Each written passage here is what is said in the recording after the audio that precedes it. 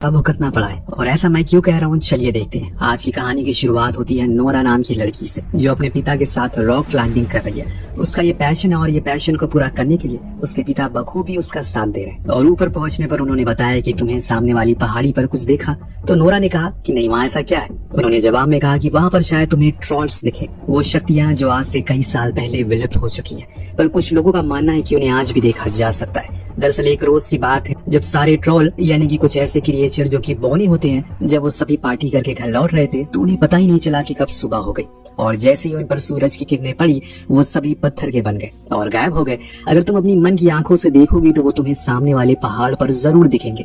अपने पिता की बात को मानते हुए नोरा ऐसा करती है, पर उसे ऐसा कुछ दिखाई नहीं देता। लेकिन हाँ, हम जरूर कुछ आकृतियों को देख पाते हैं जो कहीं न कहीं हॉल की बातों को सच साबित कर रहे थे। अब यहाँ से सीन शिफ्ट होता है 20 साल आगे, जब हम एक कंस्ट्रक्शन कंपनी को टनल की खुदाई करते हुए पाते हैं। लेकिन बाहर खड़े कुछ प्रदर्शनकारी उन्हें ऐसा करने से रोक रहे थे, क्योंकि उनका कहना है कि ऐसा करने पर वो लोग पहाड़ों को चोट पहुंचा रहे हैं, क्योंकि उनके अंदर भी जान होती है। लेकिन कंपनी का लीडर उनके सामने ही विस्फोट कर देता है। लेकिन उसके कुछ ही देर बाद मानो कुछ भयानक चीज आगे बढ़ने लगती है। उसके कदमों की आवाज से जितने भी वर्कर थे सबके सब उस साइट को छोड़कर भाग जाते हैं, क्योंकि आधी से ज्यादा टनल गिर चुकी थी।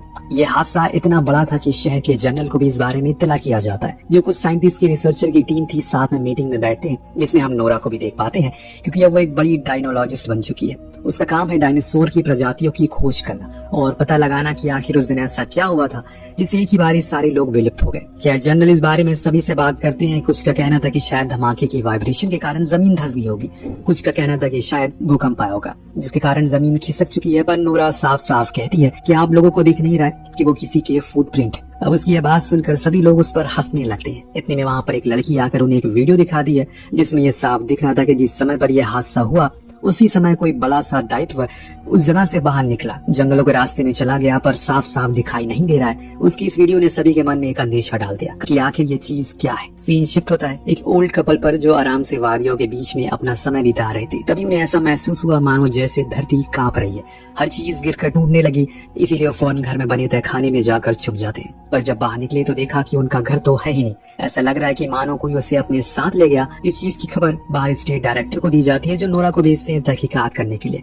इस दौरान कैप्टन होलम उसे बताते हैं कि शायद कोई बहुत बड़ा जीव था जो बस कुछ ही देर के लिए आया और समुद्र के रास्ते से तबाही मचाकर जंगल में कहीं चला गया। हमने पूरा जंगल छान लिया लेकिन वो कहीं नहीं मिला। इतना बड़ा जीव कैसे गायब हो सकता है? नोरा को समझ आ गया कि जरूर ट्रॉल हो सकते हैं। शायद उन्हें 12 में से कोई एक जाग गया होगा, क्योंकि जब उसने उसके पैरों के निशान देखे तो अपने पिता की कहानियां उसे याद आ गई।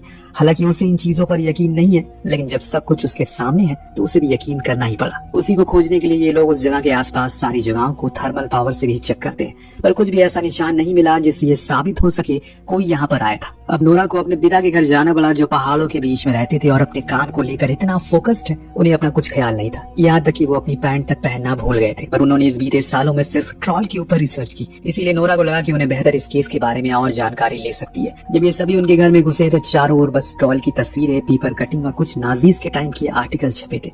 जो देख नोरा का साथी तो हंसने लगा कि आपको सच में लगता है कि ट्रॉल जैसी चीज एग्जिस्ट करती है? वो सुन वो गुस्सा हो गए, पर नोरा उन्हें शांत करवा दिया और फिर वीडियो दिखाया जिसमें हल्की सी झलक देखी गई थी। उनका कहना था कि ऐसा कुछ 20 साल पहले हुआ था और मैंने इस बारे में शहर के लोगों को बताना भी चाहा, लेकिन उन्होंने मुझे पागल समझा और शहर से भगा दिया। पर मेरा यकीन मानो वो अभी भी है। लेकिन नोरा का मानना है कि अगर वो है तो उनके अवशेष हमें क्यों नहीं मिलते?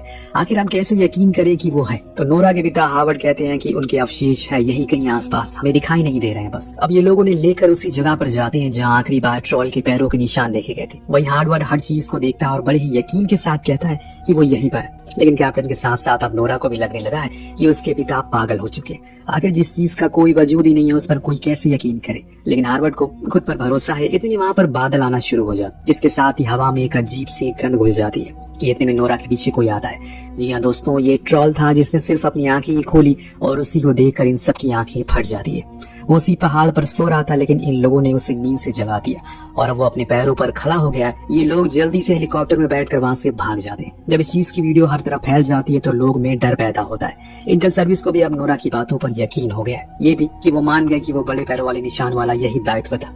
इधर ये लोग सेफली आर्मी कैंप तक पहुंचते हैं, जहाँ पर प्राइम मिनिस्टर से नोरा कहती है कि उसे कुछ टाइम चाहिए ताकि वो इस चीज पर थोड़ी और रिसर्च कर सके। लेकिन प्राइम मिनिस्टर का कहना था कि ये जो कुछ भी है उसे खत्म करना होगा, क्योंकि वो हमारे शहर और हमारे लोगों के लिए खतरा है, अगर वो गलती से मेन सिटी की तरफ आ गया तो सब कुछ तबाह हो जाएगा।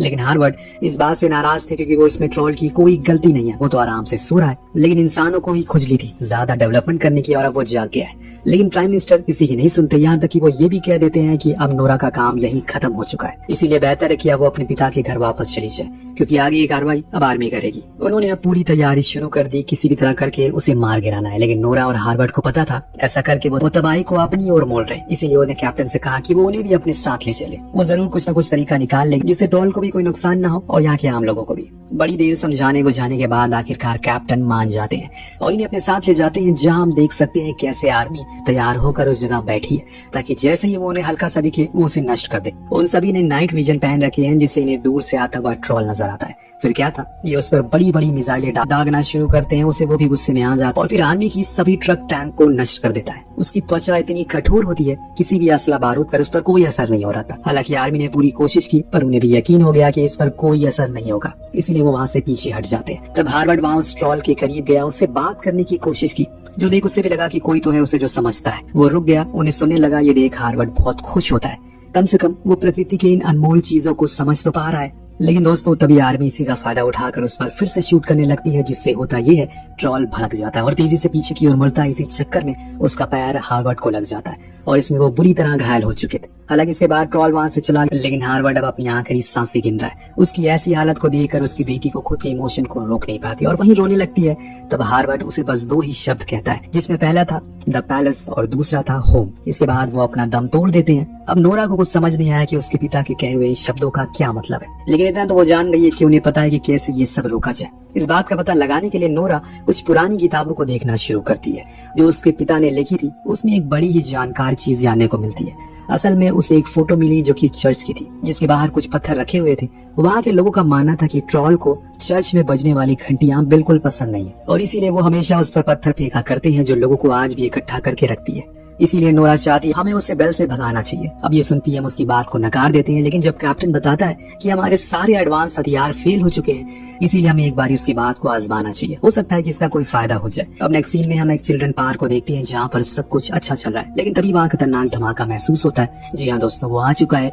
उसे रोकने के लिए आर्मी भी वहाँ पहुंच गई है, लेकिन इस बार वो हमला नहीं करते, बल्कि उन्होंने अपने हेलीकॉप्टर के नीचे बेल लगाए हुए हैं, जिसकी आवाजों से ट्रोल परेशान हो जाता है और सब कुछ तोड़ने फोड़ने लगता है। उन्हीं में से एक हेलीकॉप्टर जब एक बच्चे के ऊपर गिरने वाला था, तभी ट्रोल ने उसे रोक लिया, जो इस बात का गवाह देता है कि वो किसी भी मासूम इंसान को नुकसान नहीं पहुंचाना चाहता, बल्कि बस वो यहाँ से कहीं दूर खुशी जीना चाहता है। लेकिन अब तो पूरे शहर में पैनिक फैल चुका है, लोग अपने घरों से बाहर निकलने में डर रहे हैं, मिलिट्री पर सवाल उठ रहे हैं, इसीलिए अब सभी के ऊपर बहुत ज्यादा प्रेशर है। कई घंटों की खामोशी के बाद आखिरकार ये फैसला लिया जाता है कि उन्हें शहर को खाली करवाना पड़ेगा, क्योंकि अब परमाणु हथियार से ही उसे खत्म किया जा सकता है। लेकिन नोरा इस बात से सहमत नहीं थी, उसे कुछ मिसिंग लग रहा है। तभी उसे अपने पिता के कहे गए आखिरी शब्द याद आते हैं, जिसे पता लगाने के लिए वो सीधा द रॉयल पैलेस गई, जहाँ किंग और पीएम ने उन्हें अंदर आने की अनुमति दे दी, क्योंकि वो उसके पिता को जानते थे। जब नोरा ने बताया कि उन्हें इस पैलेस को खाली करना होगा क्योंकि उनके ऊपर शायद खतरा है, तब उस शख्स ने बताया कि इस बारे में उन्हें पहले से पता है। दरअसल यहाँ पर 1000 साल पहले एक पहाड़ी राजा इंसानों के बीच रहता था,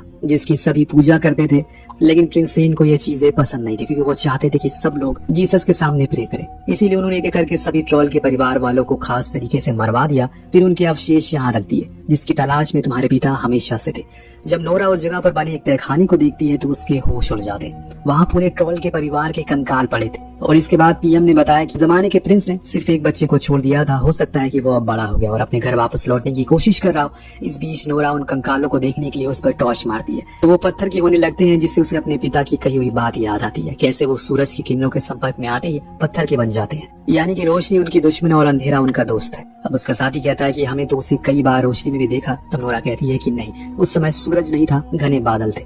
अब उसने फौरन कैप्टन को इत्तला किया और बताया कि उन्हें जितनी जल्दी हो सके शहर में यूवी रेज लाइट लेकर आनी होगी और ये सब खत्म हो सकता है। लेकिन वहीं दूसरी ओर पीएम ने जब देखा कि अब शहर की ओर वो बढ़ रहे हैं, तो उसे परमाणु बम के लिए आदेश दे दिए, जिसके लिए एक फ्लाइट टेक ऑफ कर गई। जब इस बारे में कैप्टन को पता लगा तो उसने उस जेट के पायलट से कहकर थोड़ी देर के लिए डिले करवा दिया, इससे पहले कि वो उस आइडिया को टेस्ट करना चाहते हैं। यहाँ कैप्टन को भरोसा है नोरा पर, जरूर उसने कुछ सोच समझ कर ये बोला होगा। अब जब ट्रॉल तेजी से पैलेस की ओर आ रहा है क्योंकि वहाँ उसका घर है, इधर ये दोनों एक कार पर ट्रॉल के एक परिवार के शख्स का कंकाल लेकर बाहर आते हैं। फिर उसी के सामने से लेकर उसे गुजरते, लेकिन इनकी किस्मत इतनी बुरी थी कि वो कंकाल इनकी कार से गिर जाता है। फिर हाथ लग जाता है ट्रॉल के, जिसको वो बड़ी ही सहजता से उठाता है और देखने लगता है जरूर ये उसका कोई करीबी होगा, क्योंकि इसके बाद तो मानो वो पूरी तरह से पागल ही हो जाता है। वो उनकी कार के पीछे पूरे गुस्से में भाग रहा था और इसी का फायदा उठाकर नोरा उसे शहर से बाहर लेकर आ गई, जहाँ पर कैप्टन ने पहले से ही सारी लाइट को लगा रखा था, जिसे ऑन करते ही वो तड़पने लगता है और फिर धीरे धीरे करके पत्थर में तब्दील होना शुरू हो जाता है। लेकिन तभी अचानक से बीच में नोरा को उसके लिए बुरा लगता है, लाइट को बंद कर देती है और कहती है कि जितना हमें जीने का हक है उतना उसे भी है। जिससे उसके पिता ने उससे बात करने की कोशिश की थी, वो भी वैसे ही बात करती है और बोलती है कि उसे यहाँ से वापस पहाड़ों में चले जाना चाहिए, वरना ये लोग उसे मार देंगे। वो उसके सामने हाथ जोड़ती है, ट्रॉल भी समझ गया। पर तभी दोस्तों सुबह हो जाती है और सूरज की किरणें देखते ही देखते वो पत्थर में तब्दील होने लगता है। इस बदलाव में उसे बहुत ही ज्यादा तकलीफ हो रही थी, जिस चीज को नोरा महसूस कर सकती है, लेकिन अब वो कुछ कर नहीं सकती क्योंकि ट्रॉल का अंत करीब है। वो कुछ ही पलों में पत्थर की मूर्ति बन जाता है और नोरा उसके करीब गई, उसे माफी मांगी कि वो उसे बचा नहीं सकी, उसकी आंखों में आंसू थे, लेकिन वो कुछ कर नहीं पाई। कुछ देर में वहाँ पीएम का काफिला आता है, जिसमें से पीएम बाहर आकर नोरा से बोलते हैं कि उसके पिता की सारी कहानियां सच थी, लेकिन नोरा कुछ नहीं कहती और बिना कुछ बोले वहाँ से चली जाती है। और इसी के साथ ये कहानी यहीं पर खत्म हो जाती है। वेल, आपको कहानी कैसी लगी हमें कमेंट करके जरूर बताएगा। आप मिलते हैं अगली वीडियो में। Thank you so much watching.